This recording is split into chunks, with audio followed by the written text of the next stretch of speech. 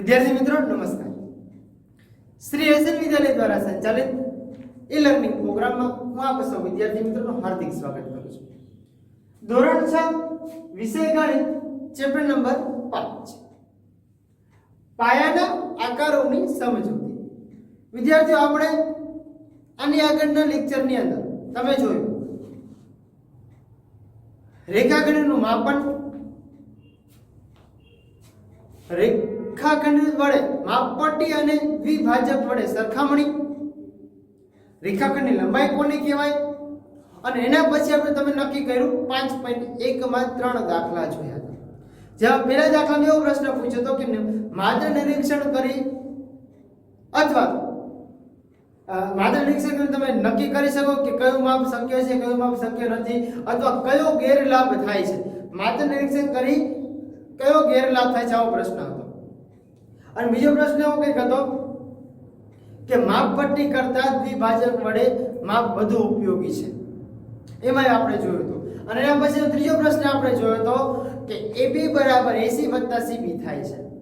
અને એવો કંઈક હતો પ્રશ્ન કે A અને B બિંદુ વચ્ચે બિંદુ C આવેલું છે, આવું કંઈક આપણે નક્કી કર્યું, એ આપણે નક્કી કરી લીધું।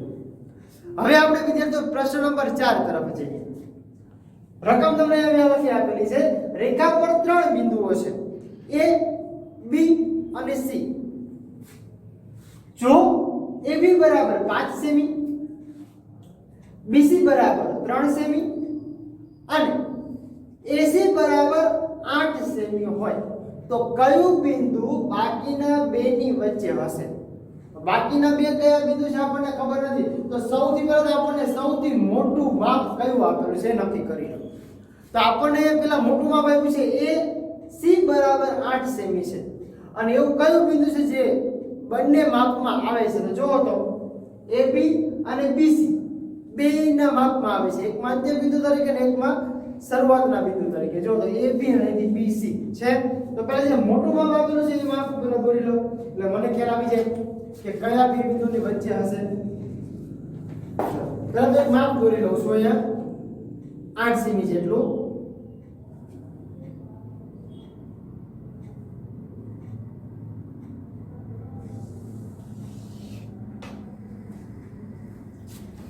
ચલો રેખા ઉપર આપેલું છે એટલે હું રેખા તરીકે દર્શાવું છું, બરાબર।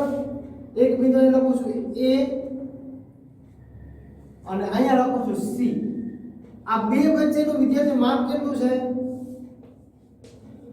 8 સેમી છે। કેટલું માપ છે? 8 સેમી છે। હવે મને એમ કીધું AB બરાબર 5 એટલે હું અત્યારે અંદાજ લઈશું AB એટલે અહીંયા B મૂકી લઈ લઉં છું 5 સેમી। આ કેટલું છે? 5 સેમી। અને આગળથી લઉં છું BC, અહીંયા કેટલું છે? 3 સેમી છે। આવું થઈ જાય તો જાણ છે 5 + 3 એટલે જે આપણે દાખલા નંબર 3 માં સાબિત કરેલું કે AC બરાબર AB વત્તા BC થાય। AC બરાબર AB વત્તા BC અથવા CB આપણે એમાં બિંદુ C વચ્ચે મૂક્યું એટલા માટે અહીંયા એમ જોવાનું છે કે કયું બિંદુ બાકીના બેની વચ્ચે છે। જોવો તો કે A અને C વચ્ચે કયું બિંદુ છે? તો કે બિંદુ B મળે છે। તો લખી શકાય કે આથી રેખાખંડ AC ની લંબાઈ સૌથી મોટી છે। જોવો તો લખી શકાય કે રેખાખંડ AC ની લંબાઈ સૌથી મોટી છે। આથી કહી શકાય લખો તો પણ ચાલે અથવા તે જે લખે આથી બિંદુ B એ A અને C બિંદુ વચ્ચે હશે। આટલો જ પ્રશ્ન છે। જો સાવ સહેલો છે, સાવ સિમ્પલ। 2 માર્કમાં પૂછો તો આવડે, 1 માર્કમાં પણ પૂછે, 2 માર્કમાં પણ પૂછે, બરાબર। પ્રશ્ન એવો છે કે રેખા પર 3 બિંદુઓ છે A, B અને C। જો AB બરાબર 5 સેમી છે, BC બરાબર 3 સેમી છે અને AC બરાબર 8 સેમી છે, તો આપણને એવું કે સૌથી મોટું માપ AC નું છે। તો AC તો મોટું માપ હોય A અને C, તો વચમાં બિંદુ B આવે તો તરત ખબર પડી જાય કે AC એ સૌથી વધુ લંબાઈની છે। તેથી બિંદુ B એ બિંદુ A અને C વચ્ચે આવેલું છે, બરાબર। આગળ પ્રશ્ન, હવે પ્રશ્ન નંબર જોઈએ 5।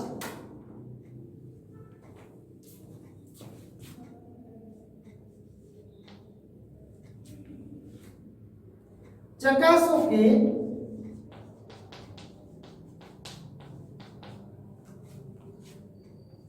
ડી બિંદુએ રેખાખંડ AG નું મધ્ય બિંદુ છે અને એમાંનીમાં તમને વિદ્યાર્થીઓ એક રેખા દોરેલી આપેલી છે. રેખા જે હું તમને દર્શાવું છું.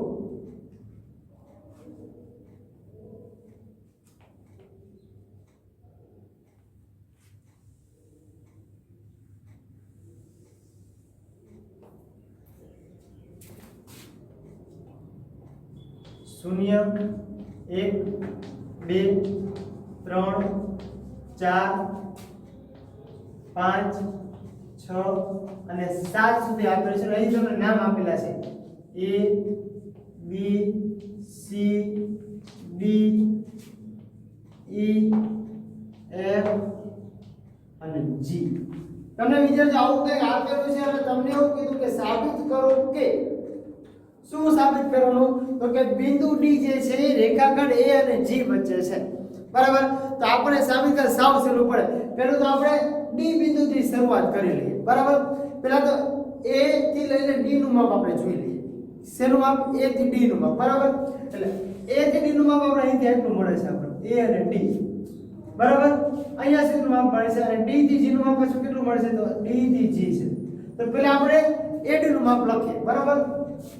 ઓકે, AD બરાબર એનું મોટું માપ કયું છે? તો કે AD માં જો તો 4 સૌથી મોટા છે. D નું માપ 4 છે. D નું માપ તો લખી શકીએ 4 - 1 કરીશું એટલે કેટલું 3 મળે. આપણે મધ્ય બિંદુ છે એવું નક્કી કરવું છે. મધ્ય બિંદુ જે આપણને દેખાય છે D આવે તો D સુધીનું માપ આપણે લેવાનું છે. પછી આથી બીજું તો કે D અને G છે તો એનું માપ આપીશું. D અને G તો કે DG નું માપ તો કે D માં G નું કેટલું છે? 7 છે -4 બરાબર 3. જો તો AD અને DG બંનેમાં આપણને સરખા મળે છે. તો પાછો એ બંનેનો સરવાળો કરીને આપણે AG નું માપ આખા માપ મળવું જોઈએ. તો પાછું લખી શકીએ કે AG બરાબર AG માં G નું માપ 7 અને એનું માપ કેવું છે? તો કે 1 છે. બરાબર કેટલું મળે છે? 6. હવે જો તો આ બેનો જ્યારે તમે સરવાળો કરો ત્યારે તમને આખા માપ કયું મળી જાય છે? આખા માપ મળી જાય છે. જોવો તો 6 મળી જાય છે. બરાબર? તો શું થઈ ગયું? તેથી લખી શકાય કે AD બરાબર DG થાય. આટલો જ પ્રશ્ન છે. હવે એ તમે કહો કે આથી શું કહી શકાય? તો કે આમ D બિંદુએ શું છે? આમ D બિંદુએ રેખાખંડ કોનું? તો કે AG નું, સોરી AC ની પણ AG છે હો, રકમમાં મારી ભૂલ છે. અહીંયા AC ની પણ AG છે. AG નું કેવું છે? મધ્ય બિંદુ છે. આટલો જ ખાલી ફેરફાર છે. બરાબર? ફરી પાછું એક વાર ચકાસો કે D બિંદુએ રેખાખંડ AG નું મધ્ય બિંદુ છે. તો આપણે D બિંદુને પહેલા કેન્દ્રિત કરવાનો. બંનેની વચ્ચે થી માપ જમણી બાજુ ડાબી બાજુ બંને બાજુ માપ જોઈ લો. તો A અને D વચ્ચેનું માપ તો 1 થી 4 પોઈન્ટ છે. તો 4 માંથી 1 બાદ કરો એટલે આપણે 3 મળે છે. બરાબર? એના પછી બીજી રીત સિમ્પલ શીખડાવું. તમે એમને ડાયરેક્ટ વિચારી શકો એવી રીતે. જો આ બંને વચ્ચેનું માપ કેટલું? તો કે 1. આ બંને વચ્ચેનું માપ 1 અને આ બંને વચ્ચેનું માપ 1. ટોટલ કેટલા થયા? આ 3 શૂન્ય મળે. પછી આ બે વચ્ચે આ બંને વચ્ચેનું માપ 1, આ બે વચ્ચેનું માપ 1, આ બે આ ત્રણનું માપ કેટલું મળે? તો કે 3 મળે. જો તો બંને બાજુ સરખા મળે છે. આપણે આને તો કેન્દ્રિત કરેલું છે. બરાબર? હવે ઈ બંને વચ્ચેનું માપ તમને મળી ગયું તો D શું હોય? મધ્ય બિંદુ જોઈ ખબર પડી જાય તરત. પણ આપણે થિયરિકલ લખવાનું છે, પ્રેક્ટિકલ કરી એટલે ખબર પડી જાય. બરાબર? આ પ્રશ્ન નંબર 5. હવે જોવાનું છે પ્રશ્ન નંબર 6. ચલો ચેક કરીએ.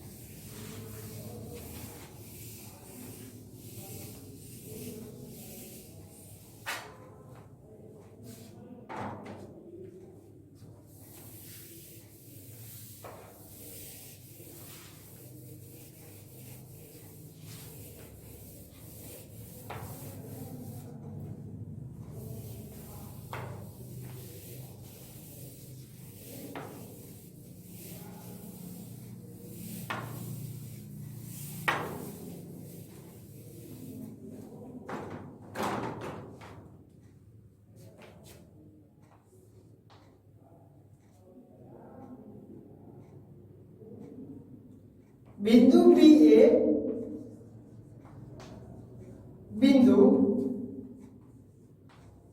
બી એ રેખાખંડ AC નું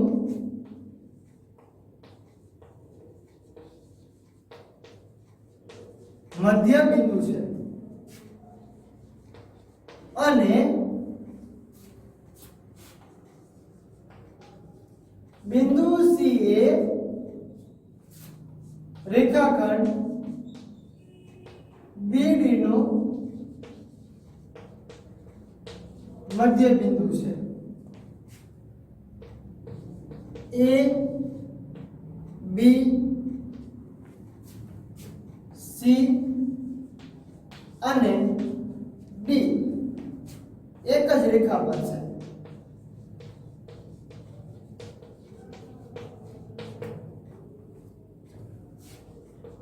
AB બરાબર CD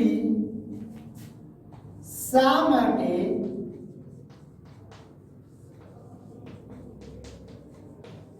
કહી શકાય? સાવ સહેલો પ્રશ્ન છે.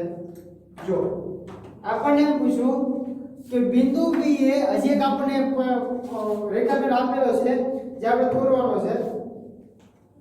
તમને એક રેખાખંડ આપેલો જ છે ઓલરેડી.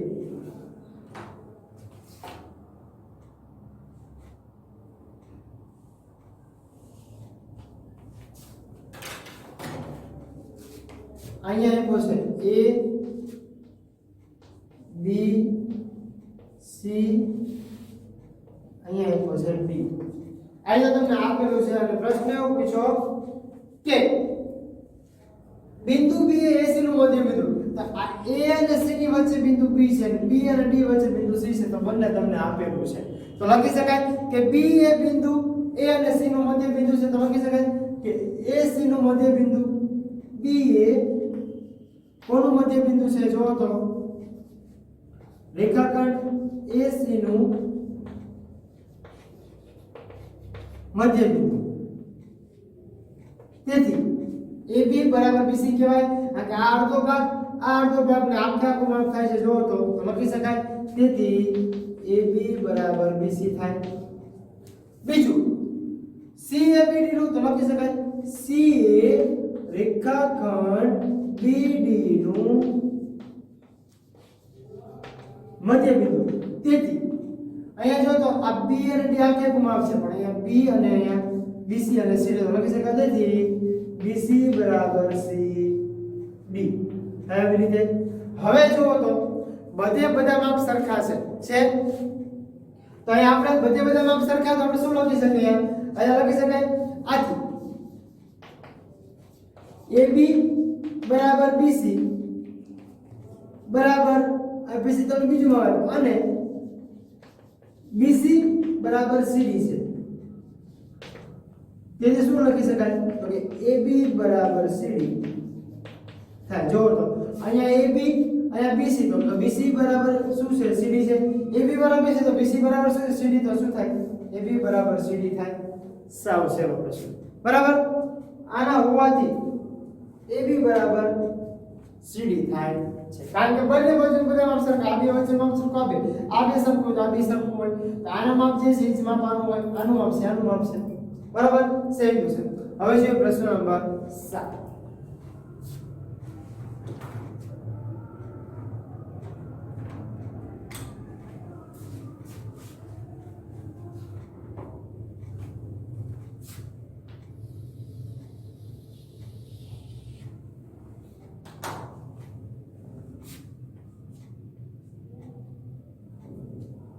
પાંચ ત્રિકોણ દોરી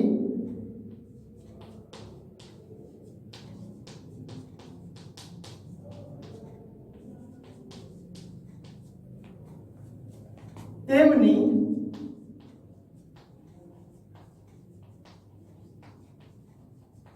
બાજુઓ માપો. દરેક સ્થિતિમાં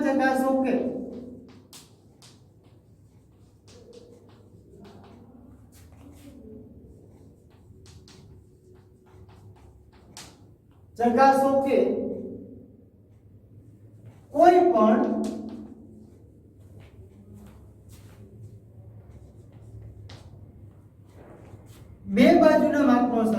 કોઈ પણ બે બાજુના માપનો સરવાળો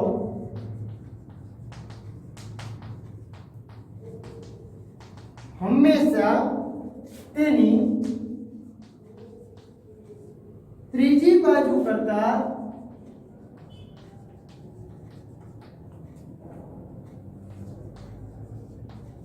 વધુ જ હોય.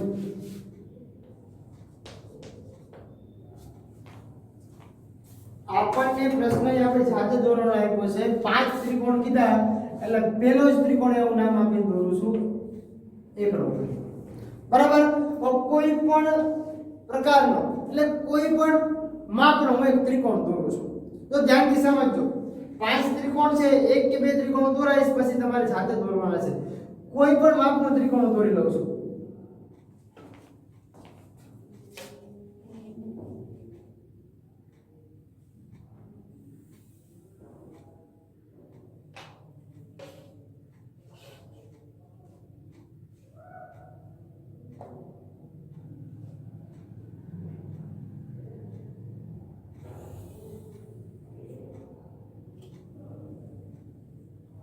જો અહીંયા મેં એક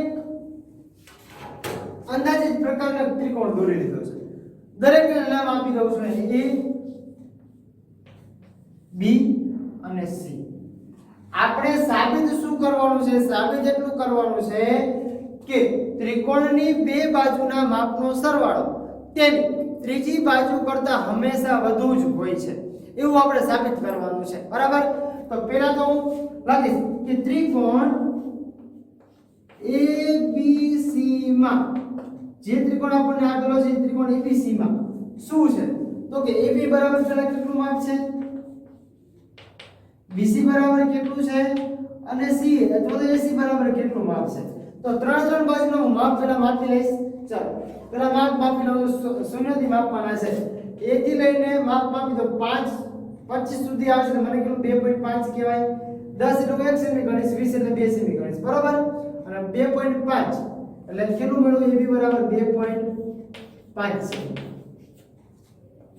ત્રીજું BC, તો BC થી મને 0 થી લઈને 35 સુધી એટલે 3.5 છે. અને CA એટલે કે AC નું માપ મને કેટલું મળે છે તો કે 0 થી લઈને મને મળે છે 3.3. બરાબર. એટલે લખીશ 3.3 છે. હવે બે બાજુના માપનો સરવાળો આપણને કીધો. આપણને ત્રણ બાજુ આપેલી છે. બરાબર. તો કોઈ પણ બે બાજુનું માપ માપી લઉં છું. કયું માપ માપું છું જોવો તો કે માપ અહીં લઉં છું AB + BC. તો બે નો માપનો સરવાળો તો કે એ છે 2. તેથી બરાબર 2.5 વત્તા અહીંયા મળશે 3.5. બે નો સરવાળો કરો તો કે 5 ને 5 10 ને 0 વધી પડી 3 ને 1 4 ને 5 એક પોઈન્ટ પછી એટલે 5.0 5.0 એટલે 5 ની મને મળે છે. બરાબર. હવે જો તો બે બાજુ ત્રીજી બાજુ માપ તો કે AB + BC નું જે માપ છે એની કરતા ત્રીજી બાજુનું માપ કેવું છે? નાનું છે. જો તો ત્રીજી બાજુ AC છે. આ માપ કેટલું આપણે મળ્યું? આખેનું માપ તો કે 5 સેમી. અને આ બાજુનું માપ કેવું છે તો કે 3.3 સેમી. કયું માપ મોટું છે જોવો તો કે AB બે બાજુના માપનો સરવાળો છે તેની ત્રીજી બાજુ કરતા વધુ જ હોય છે. વધારે જોવો તો આપણને તરત ખ્યાલ આવી જાય કે આ બે બાજુનું માપ કરતા આ બાજુનું માપ કરતા આ બાજુનું માપ વધારે છે. લખી શકાય. આથી કહી શકાય કે શું તો કે બે બાજુના માપનો સરવાળો હંમેશા તેની ત્રીજી બાજુ કરતા વધુ જ હોય છે. તમારે જાતે લખવાનું છે નીચેનું કે તે બે બાજુ ત્રિકોણના કોઈ પણ બે બાજુના માપનો સરવાળો તેની ત્રીજી બાજુના માપ કરતા કેવો હોય છે? વધારે જ હોય છે. એક ત્રિકોણ દોર્યો છે. હજી એક બીજો ત્રિકોણ દોરીને સમજાવું છું. પછીના જે ત્રણ ત્રિકોણ છે તમારે જાતે દોરવાના છે. બરાબર. તો હજી ત્રિકોણ સમજાવી દઉં.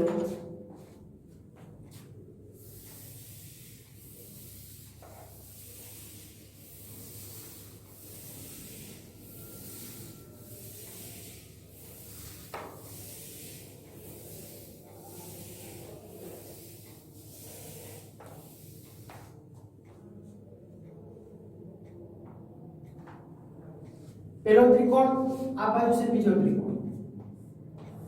હવે તો અંદર કિંમત મૂકીને તમને સમજાવી દઈશ, બરાબર? તરત તમને ખ્યાલ આવી જશે.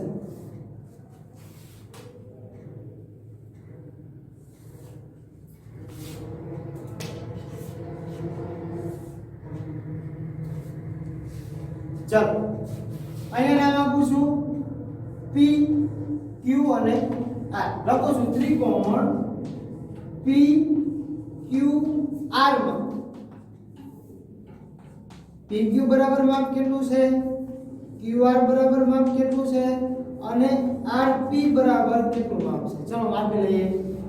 અહીંયા માપ છે 15 પર 2 17 છે એટલે 1.7 થયું, 1.7 સેમી. QR બરાબર કેટલું માપ છે જો તો કે 0 થી લઈને 25 નો પ્રગ છે એટલે 2.6 સેમી, 2.6 સેમી. અને PR બરાબર માપી લો તો કે 0 થી લઈને મળે છે 25 ને ઉપર 2 4 એટલે 29 છે એટલે કેટલું થશે 2.9 સેમી. અહીંયા આપણને કેટલું મળ્યું હતું QR બરાબર 29 સેમી મળ્યું એટલે 2.9 સેમી થાય ને 2.9 સેમી. અને અહીંયા આપણને મળ્યું અહીંયા 29 મળ્યું એટલે અહીંયા થશે 2.9 સેમી. અને આ કેટલું હતું QR બંને બાજુ કે સરખું છે 25 હતું, 25 ને 6 એટલે 2.6 સેમી. ચલો આપણને માપ વિદ્યાર્થીઓ મળી ગયા, પણ પ્રશ્ન એમ હતો કે બે બાજુના પહેલા આપણે આપણી બાજુનું માપ લીધું અને પછી નાની બાજુનું માપ લઈએ. ચલો જોઈએ. PQ વત્તા PR RP લઉં છું. ચલો બરાબર આપણે માપ રૂપિયું. PQ નું માપ કેટલું છે 1.7 સેમી વત્તા RP નું માપ કેટલું છે 2.9 સેમી. ચલો માપો. 7 ને 7 14 15 16 નો છગડો વધી પડી 1 2 ને 3 ને 4 4.6 સેમી મને મળ્યા. હવે જોવાનું છે PQ વત્તા RP જે છે એ કોની કરતા મોટા છે તો કે QR કરતા મોટા છે. છે મોટા તો જોઈ લઈએ. આ બાજુનું માપ 4.6 એની કરતા મોટું કયું એની કરતા નાનું કયું છે તો કે 2.9. આથી જ કહી શકાય. આથી તમને ખબર છે શું તો કે ત્રિકોણના કોઈ પણ બે બાજુના માપનો સરવાળો તેની ત્રીજી બાજુ કરતા વધુ જ હોય છે. આ બે ત્રિકોણ વિદ્યાર્થીઓ મેં દોર્યા, એના પછી હજી તમારે 3 ત્રિકોણ બાકી રહેશે. કેટલા ત્રિકોણ 3 ત્રિકોણ. તમને આવડશે, જાતે કરશો તો વધારે ખબર પડશે, બરાબર? 5.1 ના 7 દાખલા, 7 દાખલાના બીજા 5 દાખલા છે એટલે 5 દાખલા હું તમને જાતે 5 દાખલા જાતે નથી આપતો, પણ તમને બે દાખલા આપ્યા છે આના બે કરાવ્યા. 7મા દાખલામાં 3 દાખલા બીજા મેં તમને જાતે આપેલા છે, બરાબર? જે તમારે SW કહો તો ભલે, પ્રેક્ટિસ કહો તો પણ ભલે, બરાબર? હવે જે આના પછીનો નેક્સ્ટ જે સમજવાનું છે એ આપણે આગળ લેક્ચરમાં જોશું. Thank you.